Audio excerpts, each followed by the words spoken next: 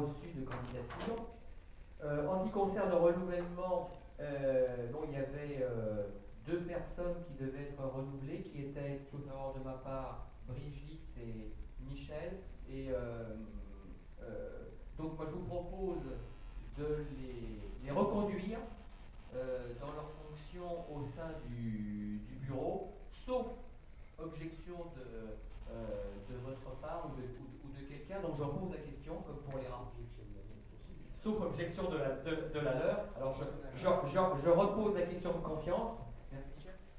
Êtes-vous, Brigitte et Michel, toujours partants pour faire partie du bureau?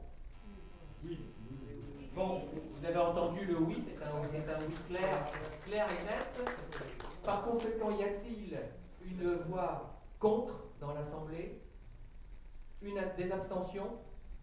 Par conséquent, Michel Carbonnier et Brigitte Bianchetti sont réélus à l'unanimité en renouvelé. Ce sont des oui dans la salle de mariage. Absolument. Pour tous, hein, pour tous. Ce qui fut, pour la petite histoire, mon cas, il y a 32 ans, enfin pas à Michel et à Brigitte, mais à mon épouse dans cette même salle des mariages.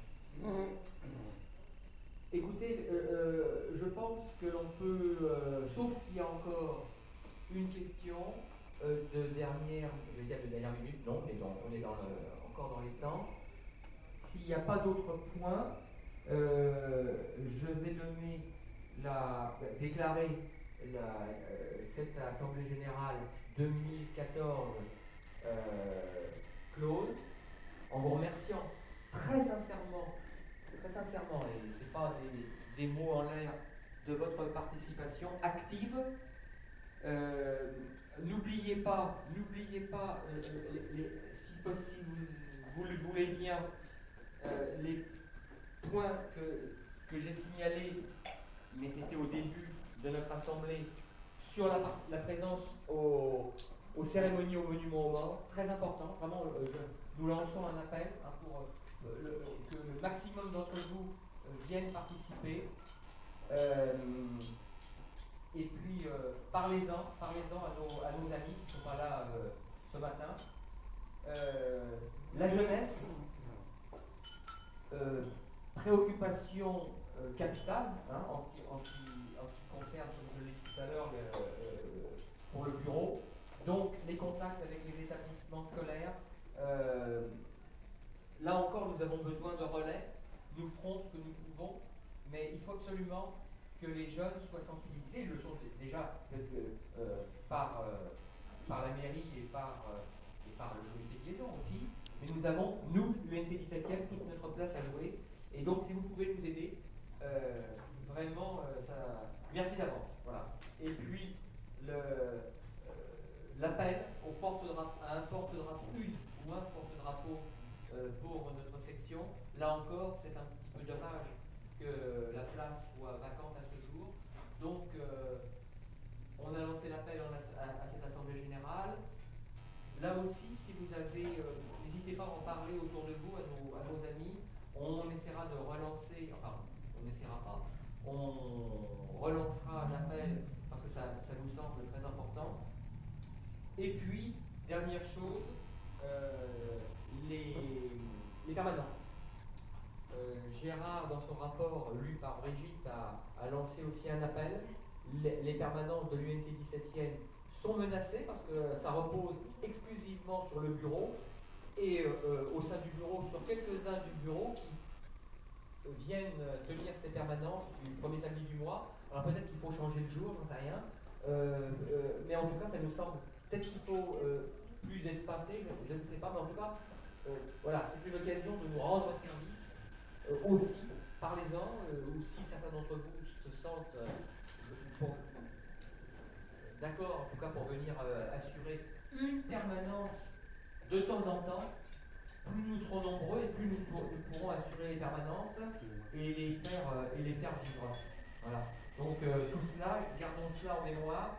On verra si on peut faire un compte rendu de cette Assemblée Générale, mais ce sont des points qui nous semblent importants pour la pérennité de notre section UNC du 17e. Voilà, moi j'en ai terminé, je vous remercie vraiment de votre attention, et puis je vais donner la parole pour conclure à Francis Courcel.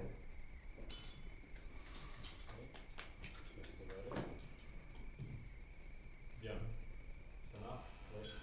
Ça marche? Je vais pas vous faire un discours, hein. Je vais vous dire quelques petites choses comme ça, pour expliquer pourquoi. Alors d'abord, ce livre. Bon. Alors j'ai eu l'écrivain est présent dans la salle. Debout l'écrivain. Debout l'écrivain. Voilà. Voilà. Et j'avais ce livre à Noël, et puis j'ai pris quelques jours de vacances entre Noël et le jour de l'an, et j'ai lu ce livre. Et je dois dire, j'ai éprouvé beaucoup de plaisir, c'est pas le mot, c'est effectivement il y avait de la satisfaction, mais beaucoup de nostalgie aussi, parce que ça reflète bien ce que nous avons vécu, nous les anciens Quel est le titre, d'Algérie, s'il vous plaît? et c'était exactement ce qu'on a vécu, et je crois que c'est très bien écrit, et moi ça m'a beaucoup fasciné de revivre cette période à travers ce livre. Donc, Le titre du livre.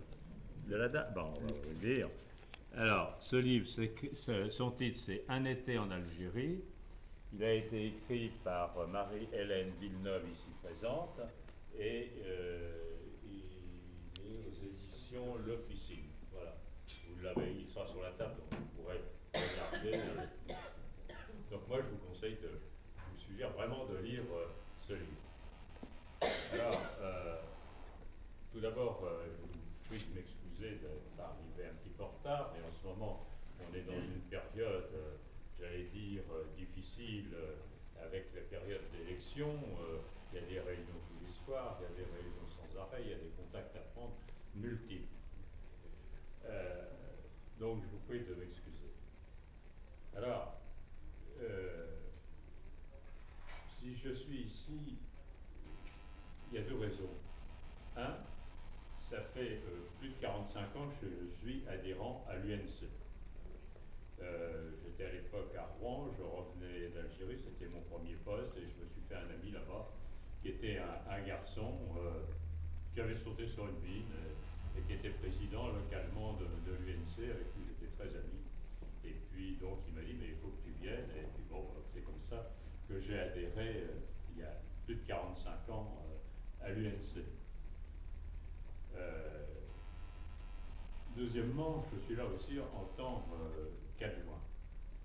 Alors, en tant qu'adjoint aux anciens combattants, pas uniquement aux anciens combattants, je reviendrai, il y a une autre facette tout à l'heure qui me semble importante aussi pour les anciens combattants. Donc, je suis ici en tant qu'adjoint aux anciens combattants, mais c'est mon dernier mandat. Alors, fin mars, vous savez, mars, il y a des élections. Compte tenu de mon âge, parce que quand même, je fais trop de choses et je vais me consacrer à quelque chose dont je vais vous parler tout à l'heure, et puis quelqu'un prendra ma suite. Mais je ne pars pas sans souhaiter un certain nombre de choses que je vais essayer de faire passer auprès de mon successeur. Nous sommes en 2014, donc c'est le centenaire de la déclaration de guerre de 14.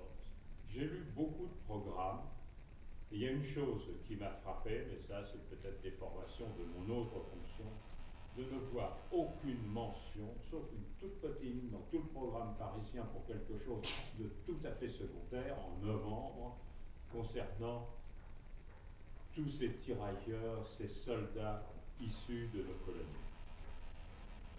La France, en 14, avait 36 millions d'habitants. Aujourd'hui, on en a plus de 60 millions, elle avait 36 millions d'habitants. Il y a eu plus de 560 000, pratiquement 600 000 hommes issus des colonies qui sont venus se battre en France. Sur ces 600 000, il y en a 100 000 qui sont morts. Alors, pourquoi étaient-ils venus se battre en France? Parce que pour beaucoup, ce n'était pas les frontières de la France, c'était les valeurs que représentait la France. Liberté, égalité, fraternité. Ces valeurs-là avait été diffusée. Moi, j'ai un grand-père qui a fait partie de l'état-major de Gallieni et qui a donc participé à la conquête de Madagascar. Je ne l'ai pas connu puisqu'il est mort, il est mort pendant la guerre de 14, gazé. Mais ma mère m'en a beaucoup parlé, bien sûr, elle m'a beaucoup parlé de son père. Donc j'ai connu mon grand-père à travers ma mère. C'était un grand humaniste. Et pour lui, ce qu'il a été faire, alors peut-être que derrière il y a une erreur d'ailleurs, mais ce qu'il allait faire dans les colonies, c'était apporter justement ces valeurs de la République, ces valeurs de 1789, les valeurs qu'a soutenues dans son discours à l'Assemblée nationale Lafayette en 1789,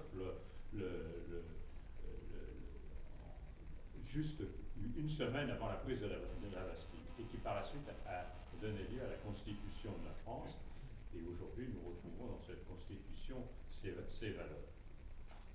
Alors, vous me disiez, mais est-ce qu'il était dans ma famille, enfin, il a fait venir ses frères. Ses frères se sont mariés avec des malgaches. Et dans mon enfance, j'ai joué avec des cousines métisses malgaches. Donc ces gens étaient totalement... Pour eux, la France, c'était quelque chose, représentait quelque chose. Donc moi, je voudrais, et j'ai demandé, dans le cadre de la commission extra-municipale dont on va parler, que vraiment on fasse quelque chose dans le 17e arrondissement pour ces hommes qui sont venus mourir en France autour de certaines valeurs. Alors, pourquoi c'est si important? Eh bien, il me semble qu'aujourd'hui, dans une période où on stigmatise beaucoup, il ne faut pas oublier qu'il y a dans notre quartier, dans le 17e, en particulier dans le nord du 17e, dans cet angle entre l'avenue de Saint-Ouen et l'avenue de Clichy, où il y a plus de 60 000 habitants, c'est beaucoup, c'est pas rien. Il y a une proportion importante de gens issus de l'immigration. Donc, quand vous allez, j'ai été, à un moment donné, on faisait des tournées pour faire expliquer certaines choses dans les écoles. À une dizaine d'années, il y a une école communale, avenue de Saint-Ouen, il y avait 32 nationalités, des enfants d'origine de 32 nationalités différentes. Et la classe dans laquelle je suis intervenu, il y en avait 25 nationalités différentes. Donc ces enfants, je pense, qui vivent autour avec une certaine stigmatisation, et je dirais une certaine démission du corps enseignant dans leur formation. On y reviendra tout à l'heure. Ces enfants, je pense que leur apporter, venir leur dire, voilà ce qu'ont fait vos grands-pères, vos arrière-grands-pères dans le cadre de la France, et que donc vous en êtes les héritiers. Ça me semble aujourd'hui, de la part des anciens combattants, un devoir fondamental de participer, d'aider à ces jeunes de s'intégrer dans la France parce qu'ils en font partie, parce qu'ils sont les descendants de ces combattants. Pour moi, ça me semble absolument fondamental. Donc c'est un souhait que je fais, que transmets à cette commission extra-municipale. Alors j'en viens maintenant à mon deuxième souhait, qui est le maintien de cette commission extra-municipale.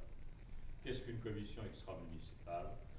C'est une commission qui est créée sur vote du conseil d'arrondissement, avec des statuts du type un peu statut d'association, dont le président normalement est le maire ou l'adjoint au maire, et avec un représentant de l'opposition, et qui rassemble essentiellement les présidents d'associations et quelques personnalités qu'on peut désigner dans cette commission extra-municipale. Là, c'est les présidents d'associations.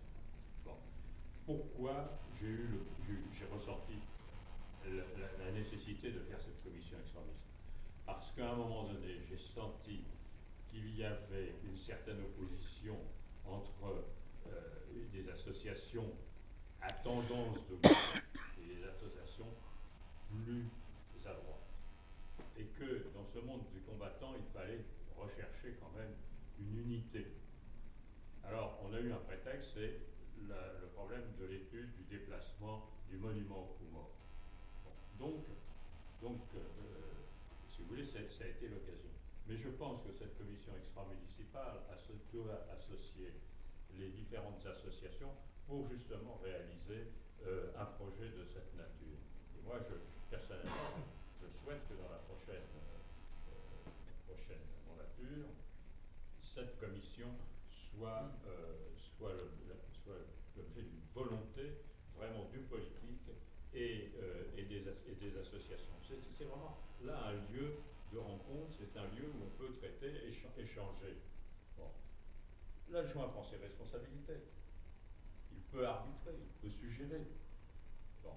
Mais on évite qu'il y ait des oppositions et des rancunes qui se créent entre anciens combattants, ce qui est la dernière des choses. Je vous assure, c'est la dernière des choses. Alors, je dirais, il y a autre chose aussi que, alors c'est pas pour l'avenir, mais simplement quelque chose du passé qui a lancé, à mon avis, beaucoup d'ébullition derrière. Ça a été à l'occasion de la célébration par les anciens combattants du 17e arrondissement de la fin du conflit algérien. On a fait une réunion ici avec des historiens qui a été pas facile, qui a été difficile, il y a eu des moments particulièrement difficiles. Mais je dois dire que ce qui a été extraordinaire, c'est qu'à la fin de cette manifestation, il y a des gens des deux côtés qui sont venus me dire « et maintenant on continue ». Qu'est-ce qu'on fait pour continuer? Alors, je vous rappelle, il y avait quand même, bien sûr, le consul général d'Algérie qui n'a pas pu s'empêcher de dire le village de mes parents a été rasé. Mais d'autres, comme moi, qui peuvent dire, mais moi j'ai relevé la section du sous-lieutenant Arthur, où 23 jeunes ont été égorgés et émasculés. Donc, dans ces conflits, la haine entraîne la haine. Et à la haine, on répond par la haine. Et alors, à la fin, à un moment donné, ça devient impossible. Alors que, je prends le sous-lieutenant Arthur, c'était un pied noir du Maroc qui parlait parfaitement, qui était agrégé d'histoire et qui parlait parfaitement l'arabe. Et quand il est arrivé dans cette région de Palestro, tous les jours, il allait rendre visite à un chef de village. Il l'honorait. Et ça n'a pas plu de l'autre côté. Et on a pris la décision du côté du FLN de supprimer cette section. Et c'est comme ça qu'un jour, ils ont été tranquillement visiter un visage, le FLN les avait encerclés et ils ne sont même pas combattus. Ils étaient tellement estimés par la population qu'ils n'ont pas compris. Et le FLN a obligé la population à les égorger, à les émasculer. Et j'ai vécu l'inverse aussi. Donc, quand on tombe dans ce piège, sortir de ce piège-là. Alors, une des conséquences, aujourd'hui que je trouve positive, c'est un bouillonnement, c'est aujourd'hui, parmi les jeunes franco-algériens, c'est-à-dire de 25-30 ans, cette volonté de ce qu'il y a un courant qui passe entre l'Algérie et la France, qui n'est pas du tout facile compte tenu aujourd'hui de la façon dont le gouvernement algérien est verrouillé par un certain nombre de gens. Ça rend la situation très difficile. Mais ces jeunes disent aujourd'hui, on s'en fout. On est complémentaires, il faut faire des choses. Et je vois apparaître en ce moment la création d'associations franco-algériennes, de gens qui ont été présents à notre réunion. Et j'ai assisté à la création au pavillon Dauphine d'une association franco-algérienne où il y avait 500 franco-algériens qui étaient présents.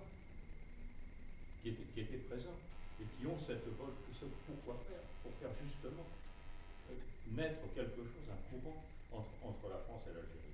Donc je dirais que nous, anciens combattants, et c'est un de mes souhaits, c'est dans ce sens-là que je vais continuer, mais d'une façon plus générale, comme les ministres franco-algériens, je vais continuer à travailler, si vous voulez, n'étant pas élu, avec un certain nombre d'associations de la diversité. Nous avons ici, par exemple, reçu le 18 janvier des Asiatiques. Et nous avons reçu des Asiatiques ici. Quand je dis des Asiatiques, c'était les représentants des Chinois, les représentants des Vietnamiens, les représentants des Laotiens et les représentants des Cambodgiens, les présidents qui étaient là et qui aujourd'hui veulent travailler ensemble dans le cadre de la France. C'est-à-dire, je crois qu'il y a une dynamique qu'il faut qu'on arrive à suivre, à créer dans l'intérêt de la France. Que ces gens puissent vivre en respectant les grands principes de la Révolution,